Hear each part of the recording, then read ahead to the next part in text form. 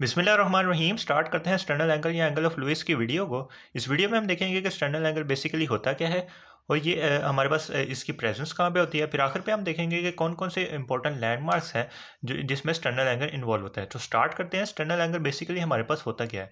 Sternal angle हमारे पास एक ट्रांसवर्स रिज होता है about 5 centimetre below the supra sternal नोच। अब ये सुप्रा स्टर्नल नोच क्या होती है, इसको हम डायग्राम में देख लेते हैं। ये है जी हमारे पास एक स्टर्नम, जिसमें ये हमारे पास है जी मैन्यूब्रम ऑफ स्टर्नम और ये है जी बॉडी ऑफ स्टर्नम, जबकि ये हमारे पास है जी जीफॉइड प्रोसेस।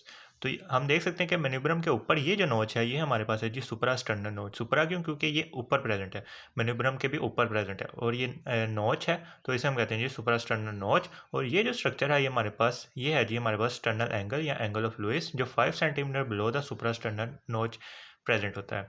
और यहाँ पे ये जो जॉइंट है ये हमारे पास यहाँ पे करके ये जो जॉइंट है ये हमारे पास मैन्यूब्रम और बॉडी ऑफ स्टर्नम के दरमियान है, तो इसे हम कहेंगे मैन्यूब्रम स्टर्नल जॉइंट। तो यही यहाँ पे मेंशन है कि it marks the manubrium sternal joint. अब हम इसकी लोकेशन को देख लेते हैं कि ये कौन एंटीरियरली हमारे पास कौन सी लोकेशन पे लाई कर रही है और पोस्टीरियरली हमारे पास कौन सी लोकेशन पे लाई कर रही है। तो एंटीरियरली देख लेते हैं। जो हमारे पास सेकंड कोस्टल कार्टिलेज होता है सेकंड रिब के साथ, उसके साथ हमारे पास ये स्टर्नल एंगल प्रेजेंट होता है एंटीरियर साइड पे। और पोस्टीरियर की अगर बात करें तो हमारे पास जो थोरेसिक वर्टिब्रा होती हैं फोर्थ एंड सिक्स्थ के दरमियान में जो डिस्क होती है वहाँ पे हमारे पास ये स्टर्नल एंगल की प्रेजेंट होती है। अब इस डायग्राम में हमें क्लियर नहीं नज़र आ रहा है कि ये हमारे पास है जी एंगल ऑफ लुइस और ये हमारे पास है जी सेकंड रिब। तो हम इस डायग्राम में क्लियरली देख सकते हैं कि ये इंटीरियर साइड पे हमारे पास सेकंड कोस्टल कार्टिलेज के साथ रिलेट कर रही है। अच्छा, मीडियास्टिनम पढ़ते वक्त हमने ये वाली डायग्राम देखी थी जिसमें ये थे हमारे पास मिन्यूब्रम और ये हमारे पास है जी स्टर्नल एंगल। तो पोस्टीरियरली हम देख सकते हैं कि ये हमारे पास है जी T4 वर्टिब्रा और यहाँ पे हमारे पास है जी T5 वर्टिब्रा। तो इनके दरमियान जो डिस्क है ये हमारे पास रिलेट कर रही होती है पोस्टीरियरली स्टर्नल एंगल के साथ। तो यही यहाँ पे मेंशन है कि it lies at the level of second costal cartilage anteriorly और disc between the fourth and fifth thoracic vertebra posteriorly. अच्छा, अब इस 3D डायग्राम में हम देख सकते हैं कि ये हमारे पास है जी मैन्यूब्रम और ये है जी बॉडी ऑफ स्टर्नम, जिसमें यहाँ पे हमारे पास है जी एंगल ऑफ लुइस। तो हम देख सकते हैं कि ये हमारे पास है जी सेकंड रिब और ये उसका कोस्टल कार्टिलेज है। तो एंटीरियरली हमारे पास जो एंगल ऑफ लुइस है या स्टर्नल एंगल है वो सेकंड रिब और उसके कोस्टल कार्टिलेज के लेवल पे लाई कर रहा होता है। और अगर हम पोस्टीरियरली देखें तो ये हमारे पास है जी वर्टिब्रल कॉलम और ये हमारे पास फोर्थ एंड फिफ्थ वर्टिब्रा के दरमियान वाली डिस्क है। तो हम देख सकते हैं कि ये एंगल ऑफ लुइस है और ये हमारे पास है जी fourth and fifth intervertebral disc. तो पोस्टीरियरली हमारे पास जो एंगल ऑफ लुइस है वो फोर्थ एंड फिफ्थ वर्टिब्रा के दरमियान जो इंटरवर्टिब्रल डिस्क होती है उसके लेवल पे लाई कर रही होती है। अच्छा, अब हम इस टॉपिक को देख लेते हैं कि जो हमारे पास टनल एंगल है वो हमारे पास इंपॉर्टेंट लैंडमार्क क्यों होता है। इसकी बहुत सी वजूहत हैं, जिसमें से सबसे पहले हमारे पास आ जाता है कि जो रिब्स की काउंटिंग है वो हम कर सकते हैं स्टर्नल एंगल के नीचे से। यानी ribs are counted from this level downwards. यानी जो हमारे पास एंगल ऑफ लुइस है वो सेकंड रिब के लेवल पे लाई कर रहा होता है, तो उसके नीचे जो हमारे पास रिब्स लाई कर रही होती हैं उनकी हम काउंटिंग कर सकते हैं एंगल ऑफ लुइस के लेवल से।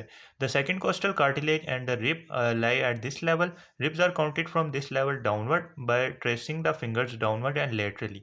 Laterally हम क्यों करेंगे? क्योंकि हमारे पास जो because the lower costal cartilage है वो हमारे पास आपस में फ्यूज हुए होते हैं और एक ही लेवल पे हमारे पास स्टर्नम के साथ ज्वाइन कर रहे होते हैं।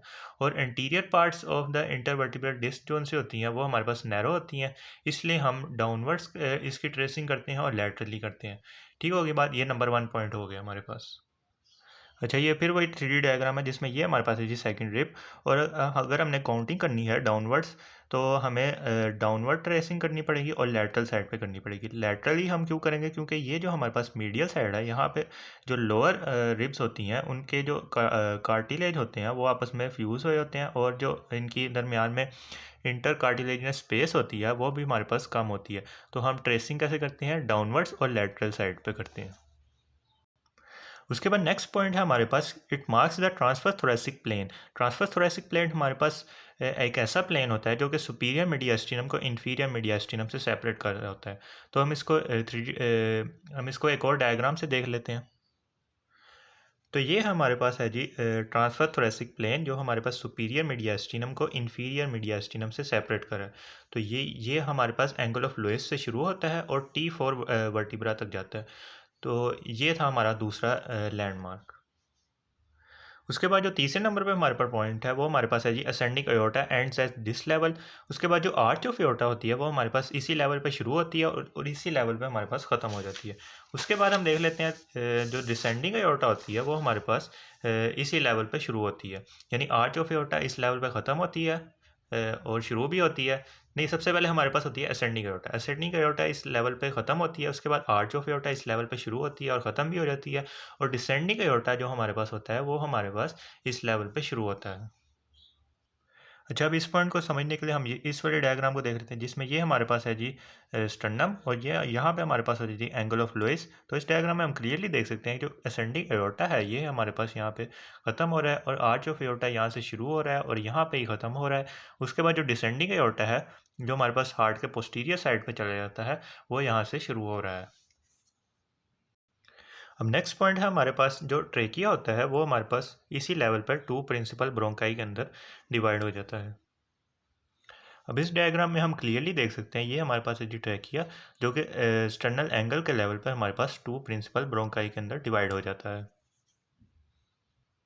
नेक्स्ट पॉइंट हमारे पास है जो एजाइगस वेन होती है वो हमारे पास एंगल ऑफ लुईस के लेवल पे root of the right lung पे हमारे पास आर्च करती है और ओपन हो जाती है सुपीरियर वेना कावा में। उसके बाद जो अगला पॉइंट है वो हमारे पास है जी पल्मोनरी ट्रंक के बारे में। जो पल्मोनरी ट्रंक है वो हमारे पास टू पल्मोनरी आर्टरीज के अंदर डिवाइड हो जाता है eight the level of sternal. तो इस डायग्राम में हम क्लियरली देख सकते हैं कि ये हमारे पास था जी पल्मोनरी ट्रंक जो कि लेफ्ट पल्मोनरी आर्टरी और राइट पल्मोनरी आर्टरी के अंदर एंगल ऑफ लुईस के लेवल पर डिवाइड हो गया है। उसके बाद अगला पॉइंट है जो हमारे पास थोरेसिक डक्ट होती है वो क्रॉस करती है राइट टू लेफ्ट साइड पे eight the level of fifth thoracic vertebra और रीच कर जाती है left side eight this level of sternal angle. जो हमारे पास थोरेसिक डक्ट होती है वो राइट से लेफ्ट साइड पे क्रॉस कर जाती है। अब हम इसको भी इस डायग्राम के अंदर देख लेते हैं कि ये हमारे पास है जी थोरेसिक डक्ट जो हमारे पास यहाँ से राइट साइड से लेफ्ट साइड पे क्रॉस कर गया eight the level of sternal angle. उसके बाद लास्ट टू पॉइंट्स हैं हमारे पास जो बेस ऑफ हार्ट होती है वो हमारे पास की जो अपर लिमिट होती है यानी बेस ऑफ हार्ट की जो अपर लिमिट होती है वो भी स्टर्नल एंगल पे लाई कर रही होती है। उसके अलावा जो कार्डियक प्लेक्सिस होती है यानी जो नर्व सप्लाई होती है हार्ट की वो भी हमारे पास स्टर्नल एंगल पे लाई कर रही होती है। तो ये था टॉपिक हमारा स्टर्नल एंगल के बारे में।